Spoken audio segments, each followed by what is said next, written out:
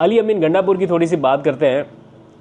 उनका लबो लहजा जो है वो संजानी जलसे जैसे ही बरकरार है। कुछ लोगों ने बड़ी अफवाहें फैलाई कि उनका कोई सॉफ्टवेयर अपडेट हो गया और वो खामोश हो गए 2 दिन के बाद, लेकिन वो कोई 24-48 घंटे के गैप के बाद जब बोले, उनकी मैंने पूरी तकरीर 20 मिनट की शायद थी वो सुनी है, उसमें तो उनका लबो लहजा वो बरकरार है। बल्कि उन्होंने खुद कहा कि मेरे से गिला तो किया जाता है कि आपका लबो लहजा ठीक नहीं है, मैं लबो लहजा नरम करने के लिए भी तैयार हूँ, लेकिन अपने मौक़िफ़ से पीछे हटने के लिए तैयार नहीं हूँ, उस नज़रिए से पीछे हटने के लिए तैयार नहीं हूँ जिसके लिए वो अपनी आवाज़ बुलंद कर रहे हैं और वो कहते हैं मैं करता रहूँगा। और फिर रिसेंट जो उनका स्टेटमेंट है अफ़गानिस्तान के साथ बातचीत करने वाला, मुल्क में अमन व अमान की सूरत हाल के हवाले से, उस पर वफाकी हुकूमत ने, ख़ासतौर पर वज़ीर दिफ़ा ने, ख्वाजा आसिफ ने तशवीश का इजहार किया, नाराज़गी का इजहार किया कि सूबा अपने तौर पे कैसे किसी मुल्क से बात कर सकता है, ये तो गवर्नमेंट टू गवर्नमेंट होनी चाहिए। तो किसी हद तक ख्वाजा आसिफ की ये बात भी दुरुस्त है कि सूबा अपने तौर पर नहीं कर सकता, गवर्नमेंट टू गवर्नमेंट होती है बात, फेडरल टू फेडरल गवर्नमेंट। लेकिन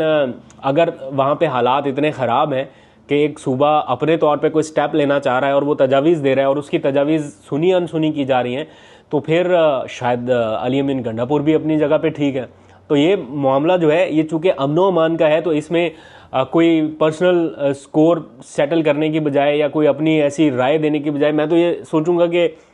लोगों की फलाह बहबूद का मामला है तो अपने इख्तलाफात ख़त्म करके सबको मिलके बैठना चाहिए। और ये बैठते भी हैं, ऐसा नहीं है कि नहीं, एपेक्स कमेटी की मीटिंग होती है, अमन व अमान की सूरत हाल की मीटिंग होती है। अभी लास्ट जो मीटिंग जिससे अली अमीन गंडापुर साहब कहते हैं कि वो उस मीटिंग में थे कि लोगों को तशवीश होगी कि 7 घंटे किधर गायब है, वो भी कह रहे हैं कि कोई अमन व अमान की सूरत हाल के हवाले से मीटिंग थी। तो ये मीटिंग्स कंटिन्यूसली हो रही हैं, लेकिन अच्छी बात तब होगी जब इन मीटिंग्स का कोई पॉजिटिव आउटकम जो है वो निकलेगा। तो बजाय इसके कि अलग अलग डिसीजंस करने के, मेरा ख्याल है कलेक्टिव विजडम या कलेक्टिव डिसीजंस हों, उनके ऊपर वफाक की अगर बैकिंग हो या सिक्योरिटी एजेंसीज़ की, सिक्योरिटी इदारों की बैकिंग रहे, तो मेरा ख्याल है उनके ऊपर इम्प्लीमेंटेशन होगा, बेहतर हो सकता है। लेकिन अगर लोगों को परेशानियां हैं, मसाइल हैं और इनकी तकालीफ को सुना अनसुना किया जा रहा है, तो मेरा ख्याल है जो मुतासरा स्टेक होल्डर्स हैं, मुतासरा लोग हैं, मुतासरा सूबा है, उसके वज़ीर आला की बात को वज़न देना चाहिए, उनको सुनना चाहिए। और अगर वो कोई तजवीज़ दे रहे हैं कि हम बातचीत कर सकते हैं, अपनी कैपेसिटी में कर सकते हैं, तो उन्हें मेरा ख्याल है आपको मौका देना चाहिए कि ठीक है, वो हालात अगर बेहतर कर सकते हैं तो लीड करें। बेशक वो वफाकी हुकूमत के बिहाफ पे करें या सिक्योरिटी इदारों के बिहाफ पे करें, लेकिन उन्हें मौका मिलना चाहिए ताकि वो अपने लोगों को थोड़ा रिलैक्स रख सकें। आखिर में थोड़ा सा जिक्र ज़िमनी इलेक्शन का, आपको पता है रहीम यार खान के हल्के में ज़िमनी इलेक्शन है और